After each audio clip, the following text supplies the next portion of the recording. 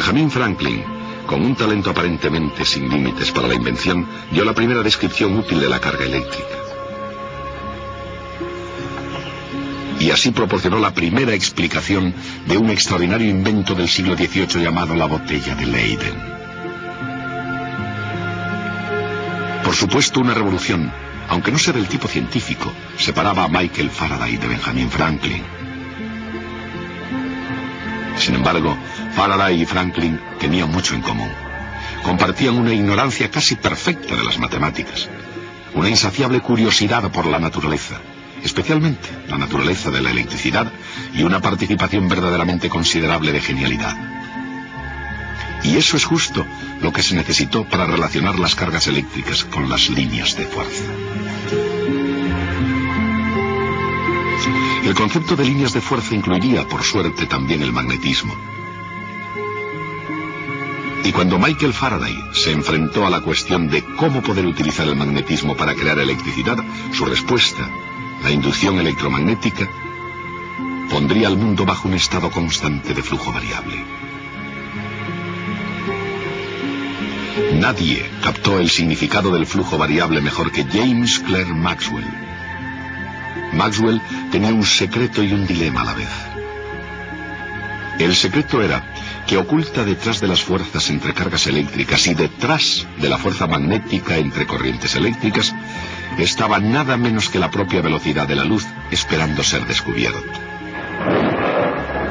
El dilema era que, a pesar de toda la elegancia y la fuerza de las leyes de la electricidad y del magnetismo, las leyes de Gauss, de Ampère y de Faraday, había algo que faltaba.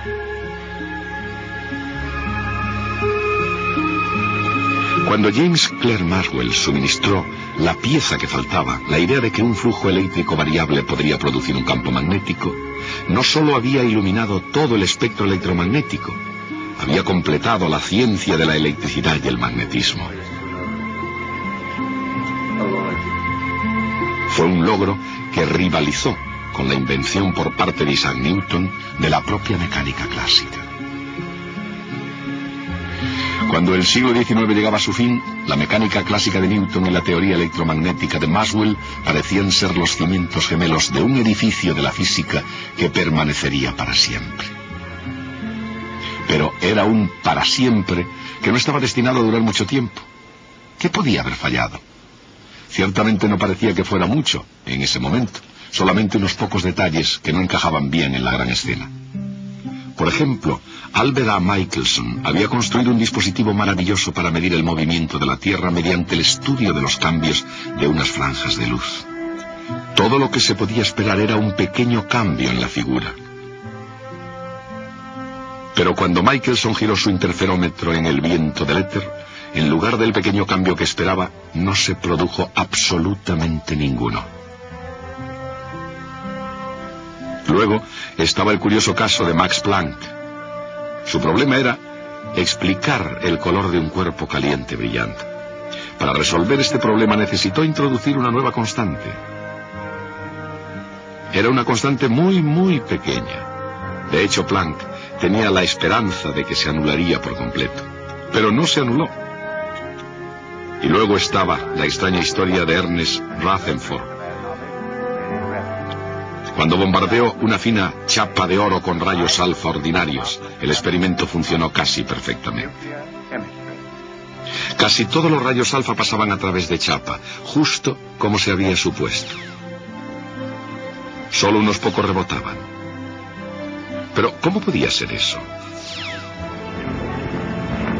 Ni tan siquiera uno debería rebotar.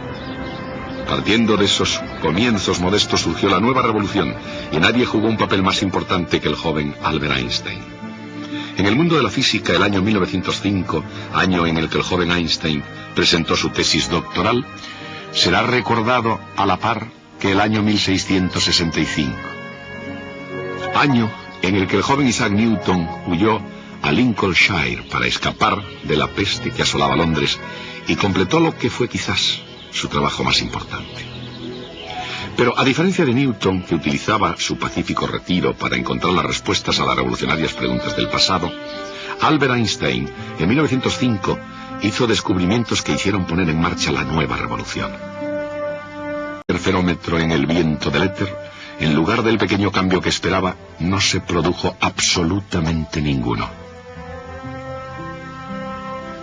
Luego estaba el curioso caso de Max Planck. Su problema era explicar el color de un cuerpo caliente brillante. Para resolver este problema necesitó introducir una nueva constante. Era una constante muy pequeña. De hecho, Planck tenía la esperanza de que se anularía por completo, pero no se anuló. Y luego estaba la extraña historia de Ernest Rutherford. Cuando bombardeó una fina chapa de oro con rayos alfa ordinarios, el experimento funcionó casi perfectamente. Propia mecánica clásica. Cuando el siglo XIX llegaba a su fin, la mecánica clásica de Newton y la teoría electromagnética de Maxwell parecían ser los cimientos gemelos de un edificio de la física que permanecería para siempre. Pero era un para siempre que no estaba destinado a durar mucho tiempo. ¿Qué podía haber fallado? Ciertamente no parecía que fuera mucho en ese momento, solamente unos pocos detalles que no encajaban bien en la gran escena. Por ejemplo, Albert A. Michelson había construido un dispositivo maravilloso para medir el movimiento de la Tierra mediante el estudio de los cambios de unas franjas de luz. Todo lo que se podía esperar era un pequeño cambio en la figura. Pero cuando Michelson giró sus corrientes eléctricas, estaba nada menos que la propia velocidad de la luz esperando ser descubierto. El dilema era que, a pesar de toda la elegancia y la fuerza de las leyes de la electricidad y del magnetismo, las leyes de Gauss, de Ampère y de Faraday, había algo que faltaba.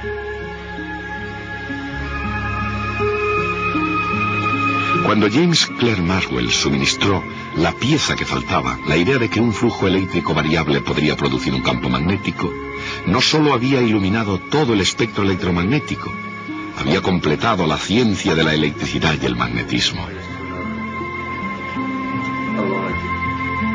Fue un logro que rivalizó con la invención por parte de Isaac Newton de la...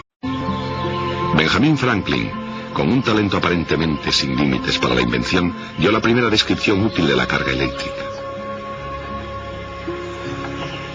Y así proporcionó la primera explicación de un extraordinario invento del siglo XVIII llamado la botella de Leyden. Por supuesto, una revolución, aunque no sea del tipo científico, separaba a Michael Faraday de Benjamin Franklin. Sin embargo, Faraday y Franklin tenían mucho en común. Compartían una ignorancia casi perfecta de las matemáticas, una insaciable curiosidad por la naturaleza, especialmente la naturaleza de la electricidad, y una participación verdaderamente considerable de genialidad. Y eso es justo lo que se necesitó para relacionar las cargas eléctricas con las líneas de fuerza. El concepto de líneas de fuerza incluiría, por suerte, también el magnetismo. Y cuando Michael Faraday se enfrentó a la cuestión de cómo poder utilizar el magnetismo para crear electricidad, su respuesta, la inducción electromagnética, pondría al mundo bajo un estado constante de flujo variable.